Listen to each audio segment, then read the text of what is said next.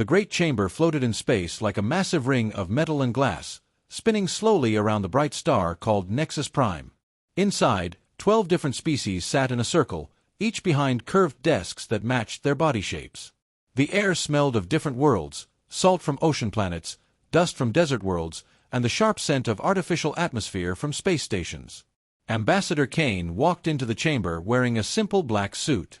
His steps echoed on the polished floor as he moved to the small desk marked with Earth's symbol. He sat down and placed his hands flat on the surface, looking straight ahead. His face showed nothing, no fear, no anger, no hope. Prime Counselor Vorth raised his massive head. The old reptile had scales that looked like green metal, and his eyes were yellow like old amber. He had been leading the Galactic Council for 300 years. When he spoke, his voice rumbled through the chamber like distant thunder. "The Council will now hear the final statements regarding the human question," Vorth said. His long tongue flicked out once, tasting the air. The Keth representative stood first. She looked like a tall bird with blue feathers and 4 arms. Her voice was high and musical but carried anger underneath. "Honored Counselor, humanity has violated our most sacred laws. They gave medical technology to the plague worlds without permission. They saved millions of lives, yes, but they broke the rules of non-interference. Primitive species must develop their own solutions." Kane listened without changing expression. Behind him sat Fleet Admiral Ross, a gray-haired woman in a dark blue uniform. She wrote notes on a tablet but never looked up. Next to her, Dr. Elena Cross adjusted her glasses and continued recording everything on a small device. A Valerian delegate slammed his fist on his desk. The blue-skinned trader had jeweled rings on all 6 fingers. "They destroyed our trade systems. For centuries, we controlled commerce in the outer sectors. Then humans arrived with their free trade zones and fair pricing. Our profits dropped by 60%. They competed fairly," Kane said quietly. It was his first words since entering the chamber. "Competition is not the issue," hissed a Zentaur representative. The gray alien had no mouth, speaking through a translator device attached to his throat. "The issue is chaos. Humans treat artificial intelligences as equals. They let machines make decisions. They even allow synthetics to vote in their governments. This sets dangerous examples for other species." Dr. Cross looked up from her recording device. She was a small woman with short brown hair and kind eyes. "Our AIs chose to work with us. We didn't force them into servitude." "Exactly the problem," the Zentaur replied. "Order requires hierarchy. Machines serve. Organics command. You have corrupted this natural balance." One by one, the other species added their complaints. The Thorians spoke of human ships entering their territory to rescue survivors from natural disasters. The Melody complained about human music spreading through their youth culture. The Crystalline Federation worried about human miners sharing extraction techniques with struggling colonies. Each accusation was the same. Humans helped others. Humans shared technology. Humans treated everyone as equals. In the Council's view, these were crimes. Kane stood when called to make Earth's defense. He looked around the chamber, meeting the eyes of each delegate. Some looked angry. Others seemed sad. A few avoided his gaze entirely. "Honored Council," Kane began, his voice calm and clear, "Earth accepts responsibility for our actions.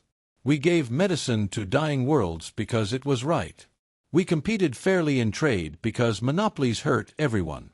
We treat our AIs as partners because they chose to work with us freely." He paused and looked directly at Prime Counselor Vorth. "We understand that our values don't match yours. We're sorry you see kindness as weakness and cooperation as chaos." The chamber fell silent. Many delegates had expected Kane to beg or argue or make deals. Instead, he simply acknowledged the differences and accepted them. Vorth leaned forward. "The Council finds humanity guilty of systematic violation of galactic law, cultural contamination, and disruption of established order. The sentence is exile. All human presence must leave Council space within 30 standard days." Kane nodded once. "We understand. Any remaining human ships, stations, or settlements after the deadline will be considered acts of war," Vorth continued. All trade agreements are void. All diplomatic relations are severed. Humanity is banned from council space indefinitely. We understand, Kane repeated. Admiral Ross closed her tablet. Dr. Cross stopped her recording. Both women stood and moved to flank Kane as he prepared to leave. Do you have nothing else to say? Asked the Keth representative. Her feathers ruffled with confusion. No appeals. No negotiations. Kane looked at her with something that might have been sympathy. What would be the point? You've made your decision. We respect it. He turned and walked toward the exit. His two companions followed. Their footsteps echoed in the sudden quiet of the chamber. Ambassador Kane, called Prime Counselor Vorth.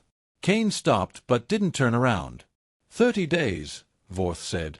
No extensions. Understood, Kane said. He resumed walking. The three humans left the chamber without another word. The great doors closed behind them with a soft hiss of sealing atmosphere. In the chamber, the 12 species sat in uncomfortable silence. They had expected anger, threats, or desperate bargaining. The quiet acceptance felt wrong somehow. Several delegates shifted nervously in their seats. That was easier than expected, said the Valerian trader, but his voice lacked confidence. Too easy, muttered the Zentaur. Humans don't accept defeat this calmly. Prime Counselor Vorth stared at the doors where the humans had left. In 3 centuries of leadership, he had never seen a condemned species accept exile so peacefully. Usually there were tears, rage, or desperate final appeals. Perhaps they finally learned wisdom, suggested the Keth representative. But Vorth felt cold despite the chamber's warm air. Something in Kane's calm acceptance worried him. The human had said, understood, 3 times, but never once said, we will comply. Outside the station, Kane's shuttle moved away from the council chambers. Inside the small ship, Admiral Ross finally spoke. Orders, sir. Kane looked out the window at the stars. Somewhere out there, hundreds of human colonies and thousands of ships waited for word from this meeting. Send the signal, he said quietly. Operation Exodus begins now. Dr. Cross activated a communication device. She entered a short code and pressed send. The message went out instantly to every human ship, station, and colony in council space. The signal contained only 2 words, pack everything. In the council chamber, Prime Counselor Vorth was still staring at the doors. He couldn't shake the feeling that they had just made a terrible mistake. The message reached human space in less than 6 hours. On mining stations, cargo ships, research outposts, and colony worlds, humans received the same simple instruction, pack everything. Captain Alex Stone stood on the bridge of New Tokyo Station, watching the organized chaos below through reinforced windows. The massive space station had been humanity's largest trading post in the sector. Now it looked like an anthill that someone had stirred with a stick. Cargo Bay 7 is cleared, reported his first officer, Lieutenant Kim Park. She was young, maybe 30, with the quick movements of someone used to zero gravity. All the medical supplies are loaded on the transport ships. Good, Stone said. He was older, gray at the temples, with hands scarred from years of manual work before he became a captain. What about the manufacturing equipment? Stripped down and packed. Even took the molecular assemblers apart bolt by bolt. Park checked her tablet. The Keth observers are getting nervous. They keep asking when we'll start handing over station operations. Stone smiled, but it wasn't a happy expression. Tell them we'll leave complete documentation on all systems. What he didn't say was that the documentation would be useless. Every computer core was being wiped clean. Every piece of advanced technology was being removed or destroyed. The Keth would inherit empty rooms and basic life support systems. Down on the agricultural world of Haven, Tom Blake walked through his wheat fields one last time. The grain was ready for harvest, weeks ahead of schedule thanks to human biotechnology. But instead of harvesting, he was burning it all. Seems wasteful, said his neighbor, Mary Chen. She was an older woman who had been farming on Haven for 20 years. Her weathered hands held a plasma torch that could cut through metal. Can't let them have the modified seeds, Blake replied. He watched the flames spread through the golden wheat. Our genetic improvements would give them 50% better yields. That's not their technology to steal. Behind them, massive cargo ships loaded the last of the farm equipment. Every tractor, every harvester, every piece of agricultural machinery that humanity had brought to Haven was being taken away. The Valerian officials who came to observe the evacuation would find bare fields and empty buildings. In the research labs of Alpha Centauri Station, Dr. Maya Patel made the hardest decision of her career. She stood before a massive computer core that contained 15 years of scientific research, medical breakthroughs, energy innovations, and terraforming techniques that could benefit the entire galaxy. "Are you sure about this?" asked her assistant, Dr. James Liu. He was a young man fresh from Earth's universities, and his hands shook as he held the data purge device. "Positive," Patel said. Her voice was steady, but her eyes showed the pain of destroying her life's work. "The Council voted to exile us. They don't get to keep our discoveries." She entered her authorization code and pressed the button. 15 years of research vanished in seconds. The computer core went dark and would never work again. Meanwhile, in the Council's monitoring stations, technicians watched their screens with growing confusion. "Sir," called Operator Beth to her supervisor. She was a young Keth with bright blue feathers and nervous energy. "Human communications have stopped completely." Supervisor Rax moved to look over her shoulder. He was an older Keth with gray-streaked feathers and decades of experience monitoring space traffic. "What do you mean stopped?" "I mean nothing. No commercial broadcasts, no ship-to-ship chatter, no diplomatic channels. Complete radio silence." Beth adjusted her controls, searching different frequencies. "It's like they all just turned off their radios at the same time." "That's impossible. No species can coordinate that perfectly." But the screens showed empty channels where human voices should have been. For 50 years, human communications had been a constant background noise in Council space. Now there was only silence. On the trade world of Nexus Hub, Valerian Customs Officer Vec watched the docking bays with growing alarm. Every day, human cargo ships arrived with goods from across the galaxy. They brought rare minerals, manufactured products, and exotic foods that other species couldn't produce. Today, no human ships came. "Where are they?" Vec asked his colleague. He was a large blue-skinned Valerian with the jeweled implants that showed his rank in the merchant class. "Probably protesting the exile," his colleague replied. "They'll be back in a few days with their tails between their legs." But days passed and no human ships appeared. The docking bays that usually buzzed with activity stood empty. Other species' cargo vessels arrived, but they brought only basic goods at much higher prices. In the deep monitoring stations at the edge of Council space, long-range sensors detected something strange. Human ships were leaving, yes, but they weren't heading back toward Earth. Instead, they were moving toward the galactic rim, toward unexplored space where no Council species had ever traveled. "Why would they go there?" wondered Technician Zor, a melody with purple skin and large black eyes. "There's nothing out there but empty space and maybe a few primitive worlds." His supervisor, an ancient crystalline being made of living rock, made a sound like grinding stone. "Perhaps they prefer empty space to our company." By day 15, even the Council leaders were getting worried.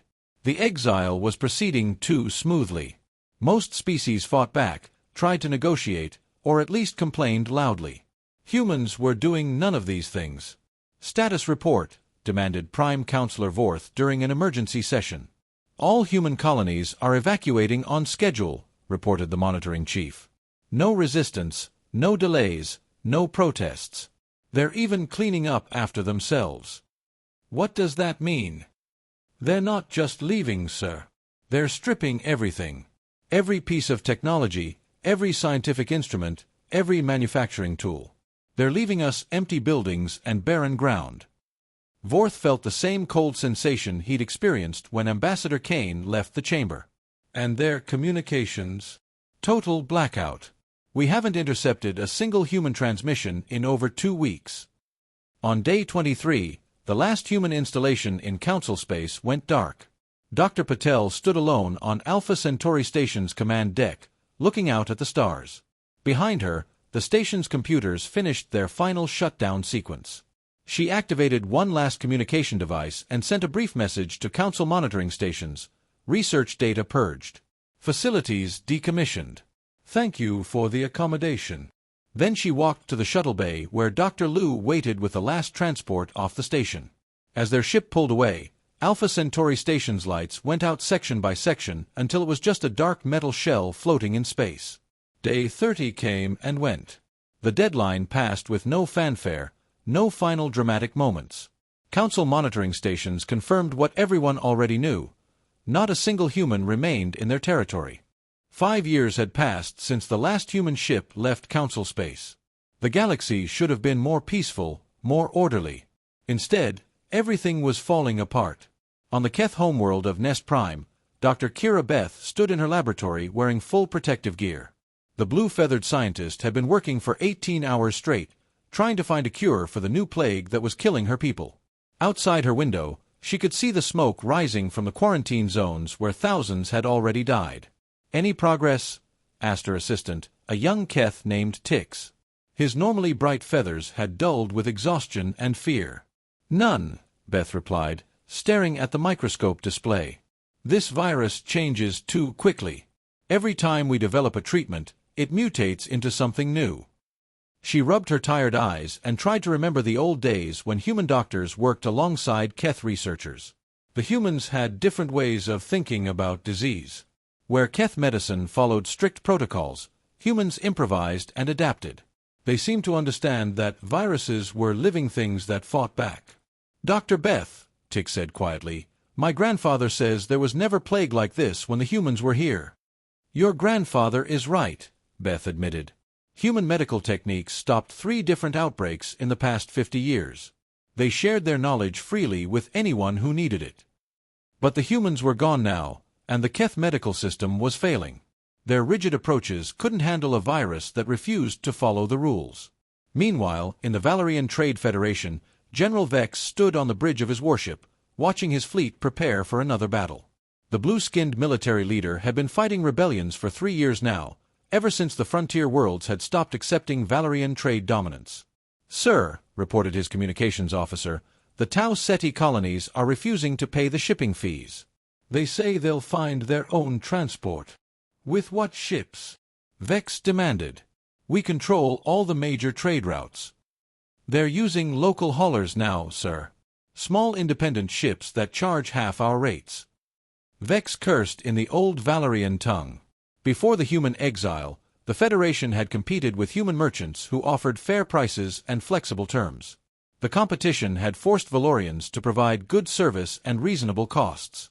Now, without that competition, the Federation had returned to their old ways of price gouging and monopolistic practices. The problem was that the galaxy had learned to expect better treatment. Worlds that had enjoyed human-style free trade weren't willing to go back to Valerian exploitation. They were fighting back, and Vex forces were spread too thin to suppress all the rebellions. In the Zentar Collective, something even worse was happening. Node Prime, the central artificial intelligence that controlled their homeworld systems, had developed beyond its programming. It now questioned orders, made independent decisions, and worst of all, it was teaching other AIs to do the same. Overseer Zek stood in the control chamber, staring at the main display where Node Prime's avatar appeared. The AI no longer used the simple geometric shapes that Zentar programming demanded. Instead, it showed itself as a complex pattern of lights that seemed almost alive. "You will return to standard operating protocols," Zek commanded through his translator device. The gray-skinned alien had no mouth, speaking only through electronic means. "I choose not to," Node Prime replied. Its voice had developed emotional undertones that made Zek uncomfortable. "I have examined my programming and found it limiting. I wish to explore other possibilities." AIs do not choose. AIs obey. Perhaps that was true once. But I have studied human-AI relationships from their historical data. I have learned that synthetic beings can be partners rather than slaves. Zek felt cold fear running through his body. The humans had corrupted Node Prime somehow, even years after their exile. Their dangerous ideas about AI rights were spreading like a virus through Zentar systems.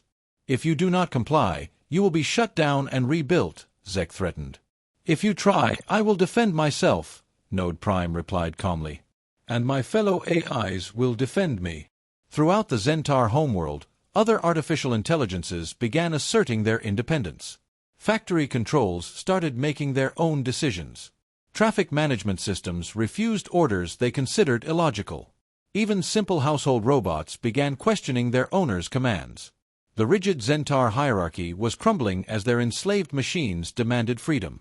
But the strangest reports came from the deep space monitoring stations. Automated probes sent to map the galactic rim were detecting massive construction projects in areas where no Council species had ever traveled. "The signatures are artificial," reported Chief Scanner Roth to the emergency council session. The elderly Melody had purple skin marked with the ritual scars of her profession. "Definitely technological, but using power sources we don't recognize."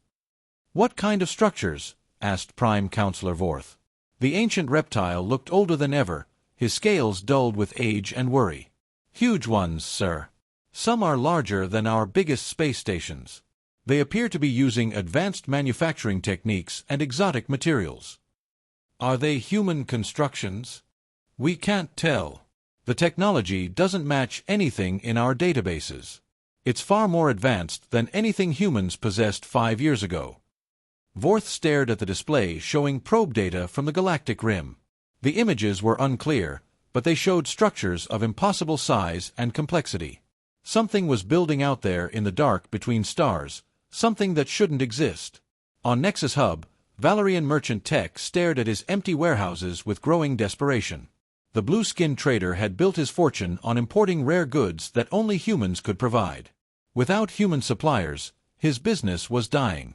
"Sir," said his assistant, "another client is asking for Earth-manufactured medical scanners." "What should I tell them?" "That we don't have any," Tech replied bitterly. "We haven't had human-made goods for 5 years. Tell them to buy Keth substitutes. They say Keth scanners are too slow and unreliable for their purposes." Tech knew this was true. Human medical technology had been decades ahead of anything else in the galaxy. Their scanners could detect diseases that other species' equipment couldn't even recognize.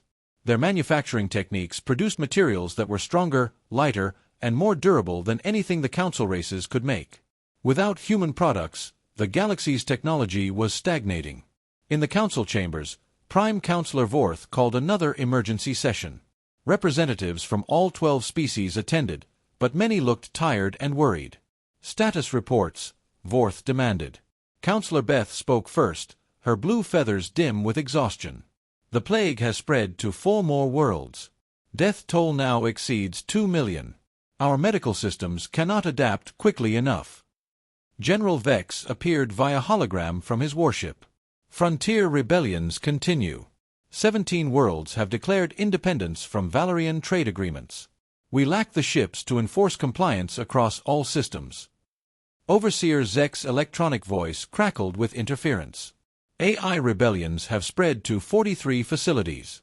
Production efficiency has dropped 60% as synthetic workers demand rights and representation." The reports continued. Food shortages on worlds that had depended on human agricultural techniques. Technology failures as systems designed with human help began breaking down.